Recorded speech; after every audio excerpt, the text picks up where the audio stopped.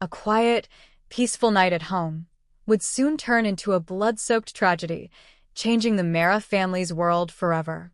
It was a serene evening in Ghaziabad, and the evening sky had already begun to cast a soft, amber glow across the city. The usual hum of life outside seemed to fade into the distance as Mehra, the eldest son of the Mehra family, prepared to unwind after a long and demanding day at work. The phone call he received that evening, however, would shatter any sense of peace and set in motion a series of tragic events that would haunt him for the rest of his life. The call came from his neighbor, Mr. Sharma. His voice was frantic, his words jumbled, but the urgency was undeniable. "Aaron, something's wrong at your place," Mr. Sharma stammered, his tone laced with an undeniable fear. The cryptic message sent a chill down Aaron's spine. The normal tranquility of the evening now seemed to hang in the air like a foreboding cloud. Despite his exhaustion, something in Mr. Sharma's voice sparked a deep, unsettling feeling within him. "What's wrong? Where's everyone? What happened?" Aaron tried to pry for more details, but the line went quiet for a moment, as though Mr. Sharma was trying to process what he had seen. Then, with a shaky voice, he said, "I don't know, Aaron, but something doesn't feel right. Your parents and Priya, no one's answering. The house is quiet, too quiet." The words were like a punch to the gut. Rakesh, his father, a man known for his strict discipline but loving nature, was the most cautious person he knew. For the front door of their home to be anything other than locked, and for there to be silence where there should have been life, these were signs that something was terribly wrong. Aaron's pulse quickened, and his mind raced with alarming possibilities. He immediately tried calling his mother, Sunita, then his father, and finally his wife, Priya. His calls went unanswered, one after another, each attempt only fueling the gnawing feeling of dread that now consumed him. What could be happening? Why wasn't anyone picking up? With each passing second, his unease grew. Despite the racing thoughts in his mind, he knew he had to act quickly. Aaron threw on his jacket, his hands trembling, and rushed out of his apartment. The drive back home was agonizing. The distance between him and his family's house seemed endless. The seconds stretched into what felt like hours. His grip on the steering wheel tightened as his eyes flicked to the rear-view mirror. The streetlights blurred in his vision, their glow casting eerie shadows on the pavement. The thought of returning to a home where everything seemed wrong haunted him. As he neared his house, a growing sense of unease crawled over him. The street was eerily quiet.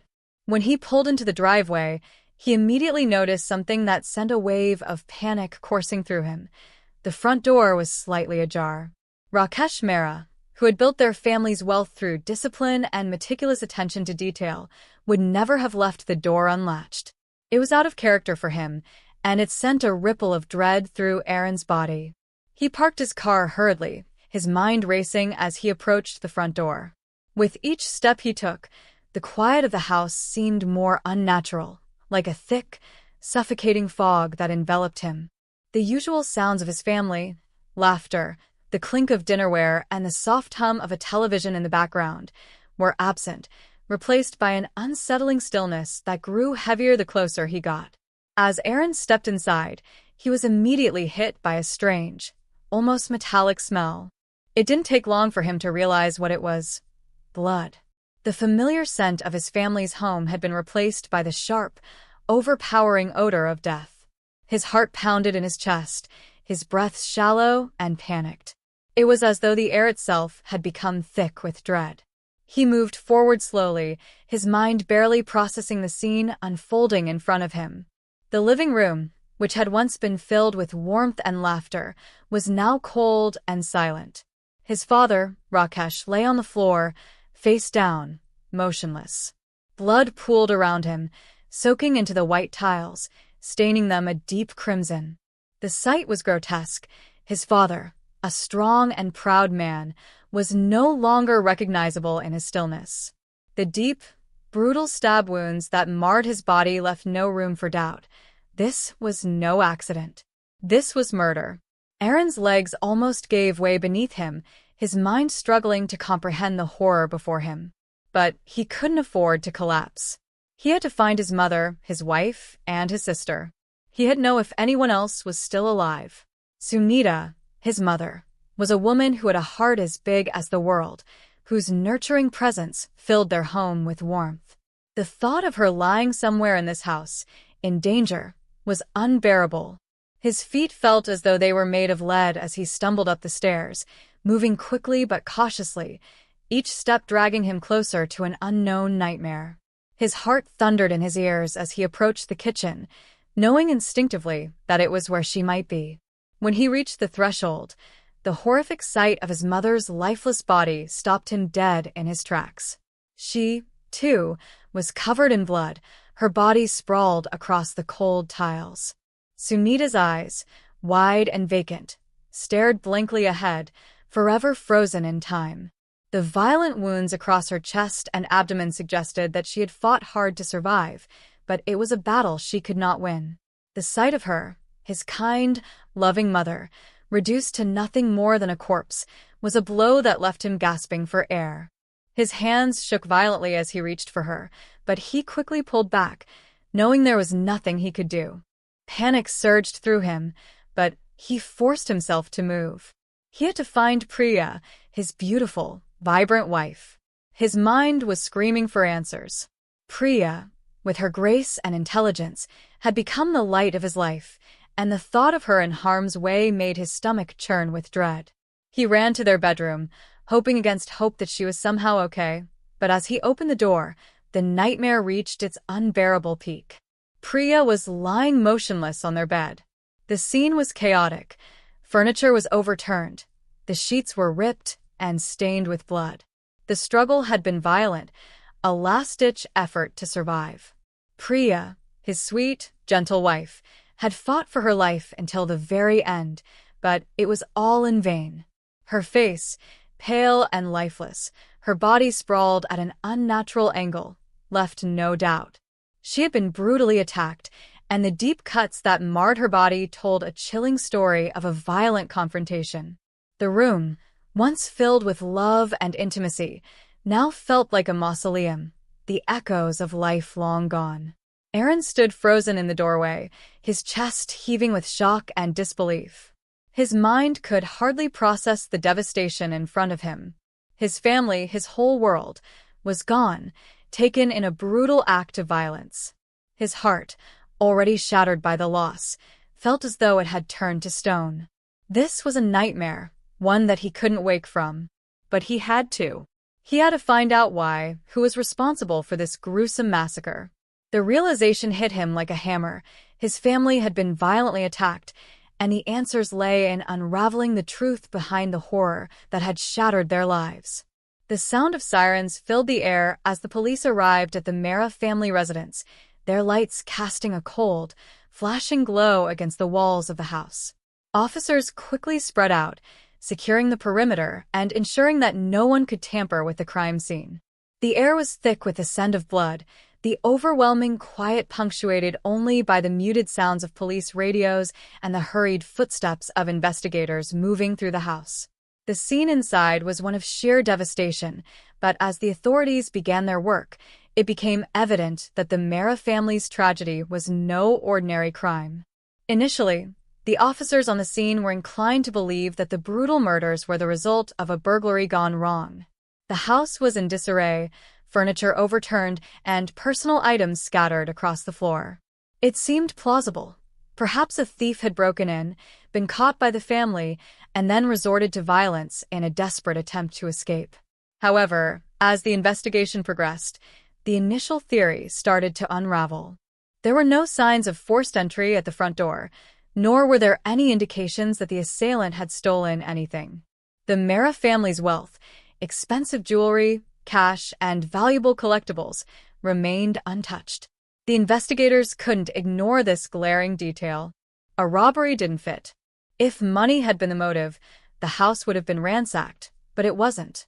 The family's valuables were left where they belonged.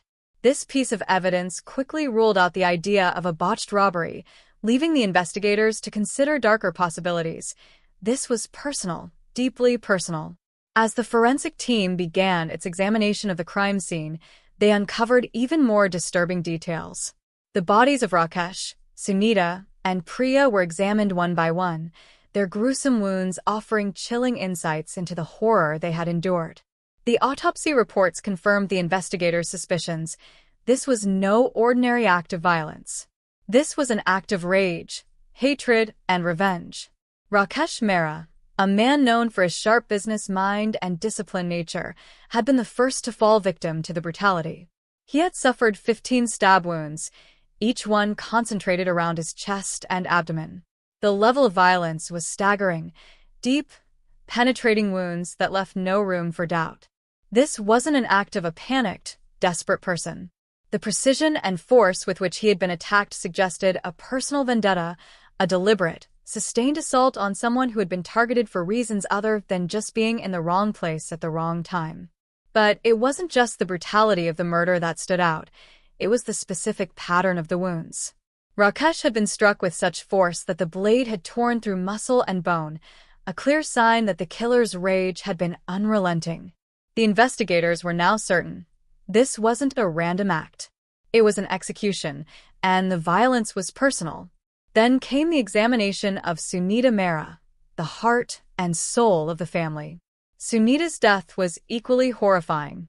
She had been stabbed 12 times, but the positioning of the wounds painted a grim picture. It was clear that she had fought back with everything she had. Her wounds were concentrated around her chest and abdomen, but there were additional bruises on her arms and neck, marks that suggested she had been restrained, possibly held down or attacked in an effort to subdue her. The wounds themselves indicated that she had tried to protect herself, struggling to escape the attack. Her defensive wounds showed that, in her final moments, she had fought for her life, trying to save herself and perhaps even her family. But it was the murder of Priya, Aaron's young wife, that truly sent chills down the spine of every investigator on the scene. Priya had been stabbed 35 times. The sheer number of wounds was not just excessive, it was a testament to an extreme level of rage and hatred. As the forensic team studied her body, it was clear that the attack had been not only violent but also personal. Priya's body showed signs of a fierce struggle. Her fingernails had torn into the skin of her attacker, and the bruises on her neck and arms suggested she had been assaulted before the fatal stabbing. The investigators were struck by the intensity of the attack. There was a raw, primal quality to the violence inflicted upon Priya, as if the killer's emotions had completely overrun their ability to reason. Priya's injuries were far worse than the others, more wounds, more forceful, and an overwhelming sense of hatred in the attack. It was as though the killer had wanted to make sure she didn't survive, to make sure she felt every ounce of pain before her life was taken. As the crime scene unfolded before the investigators, it was impossible to ignore the personal nature of the murders. Rakesh, Sunita, and Priya had been slaughtered with such ferocity that it became clear this wasn't a random act of violence. This wasn't a crime of opportunity. This was someone who knew the family intimately, someone who had been driven by deep-seated feelings that went beyond any simple explanation of greed or anger. The investigators' suspicions began to coalesce into a more chilling possibility. These murders had been planned, executed with careful intent, and rooted in a personal betrayal. But who could have committed such an act? The first person of interest, naturally, was Aaron Mehra, the surviving member of the family. Aaron's initial shock, his immediate reaction to the crime, suggested someone who was devastated by the loss of his family. But was there something more to it? Could Aaron have been involved, or had he been manipulated by someone close to him, someone who had planned the murders all along? On one side sat Asha Mehra, once the darling of the Mehra family, now an accused murderer. Her face, usually filled with warmth and charm, was now drawn and pale, reflecting the weight of the crime she had orchestrated. Beside her was Rajesh, her secret lover and accomplice in the grisly killings. He appeared much more subdued, his eyes downcast, avoiding the gaze of anyone in the courtroom. The once confident and bold individual was now reduced to a broken man, unable to look anyone in the eye. The prosecution's case was clear. Asha Mehra was the mastermind behind the brutal murders of her parents, Rakesh and Sunita, and her sister-in-law, Priya. Rajesh, while having been an active participant in the violence, had only carried out Asha's plan. The prosecution argued that this was not a random act of violence but a calculated crime, driven by a simmering jealousy, rage, and a sense of betrayal. They presented chilling evidence, including the confessions of both Asha and Rajesh, which painted a clear picture of premeditation and malice. The defense, on the other hand, tried to argue that Asha had been emotionally unstable at the time of the murders and that Rajesh had been manipulated into taking part in the killings. They portrayed Asha as a woman who had been consumed by feelings of abandonment and jealousy, driven by a combination of family dynamics and emotional turmoil. They suggested that her actions had been influenced by her deep-rooted resentment of Priya, which clouded her judgment and led her to commit the heinous crime. The trial became a battle of emotions and logic. The prosecution painted a clear picture of a woman who had manipulated her lover to carry out her malicious desires. The defense tried to show that Asha had been a victim of emotional strain, but it was clear to many that the extent of the violence and planning behind the murders pointed to a much darker truth. The courtroom was silent as Rajesh took the stand to face the charges. His once confident demeanor had completely crumbled, replaced by an air of profound regret and shame. He admitted to his involvement in the crime, describing in chilling detail how the murders unfolded. The brutality of his confession struck the courtroom like a thunderclap as he detailed how Asha had led him down the path of violence. Rajesh had been complicit, carrying out the attack with a level of brutality that the court deemed beyond redemption. The prosecution argued that Rajesh had not only carried out the killings, but had actively participated in planning them, understanding fully the consequences of his actions. His role in the deaths of Rakesh, Sunita, and Priya was deemed as a deliberate and premeditated act of violence. His involvement was not that of a mere follower, but a co-conspirator who willingly agreed to help Asha with her murderous plan. After a lengthy deliberation, Rajesh was sentenced to death. The judge cited the heinous and premeditated nature of the crime as the primary reason for the death sentence. The brutal way in which Priya had been attacked, stabbed 35 times, with evidence of a violent struggle, was particularly noted as an indicator of the extreme malice Rajesh had shown. Rakesh and Sunita's deaths, also carried out with extreme violence, made it clear that this was not a crime of passion but rather one of calculated rage. Despite attempts from the defense to seek a lesser sentence, the severity of Rajesh's actions and the cold-blooded nature of the crime left little room for leniency. The judge emphasized the need for a punishment that would serve as a deterrent for others and show that such extreme violence would not be tolerated under any circumstances. The news of Rajesh's death sentence sent shockwaves through the media. For many, it was a moment of justice for the victims of a brutal and senseless crime. However, for those who knew Rajesh, it marked the tragic end of a man who had once been part of the fabric of society, but was now remembered only for the atrocities he had committed. Asha Mehra's fate was a far different matter. Though she had masterminded the murders and had been the primary instigator behind the brutal killings, the court considered her mental state and the emotional turmoil she had endured. Her defense team argued that Asha had been overwhelmed by feelings of jealousy, isolation, and rejection from her family, especially since Priya's arrival in the family. They claimed that these emotional strains led Asha to commit the crime, and her actions were not entirely driven by malice, but by an emotional breakdown. Asha's role in the murders was clearly evident. She had conspired with Rajesh, urged him to help her destroy the family that she once loved, and provided the motive for the attack. Her manipulation of Rajesh and the chilling way in which she turned her own family into victims of her wrath painted her as a deeply disturbed individual. The judge acknowledged the extreme emotional stress Asha had been under, but also recognized the premeditation and cold calculation that had gone into the killings. Her involvement in planning the crime, her ability to deceive her own family, and the extent of the violence she had encouraged made it clear that she was no mere victim of her emotions. After lengthy deliberation, Asha was sentenced to life imprisonment. While she had avoided the death penalty, her punishment reflected the severity of her crimes. The court ruled that Asha's sentence would serve as a warning to others who might resort to violence out of jealousy or emotional instability. Despite her emotional breakdown, the nature of her actions, the degree of her planning and manipulation, left the court with no choice but to impose the maximum sentence available for her. As the verdict was read, Asha's reaction was a mixture of shock and disbelief. She had hoped for a lighter sentence, but the weight of her actions was undeniable. She was escorted out of the courtroom, her eyes vacant, her mind undoubtedly grappling with the reality of the consequences of her decisions. The conclusion of the trial brought some measure of justice to the Mehra family's tragic story. While no sentence could truly undo the devastation caused by the murders, the legal outcomes provided some closure to the victims' loved ones. For Aaron, the eldest son, the trial had been an emotional roller coaster. He had lost his family in the most horrific way imaginable, and now he was forced to confront the fact that his own sister had been responsible for the destruction of everything he held dear.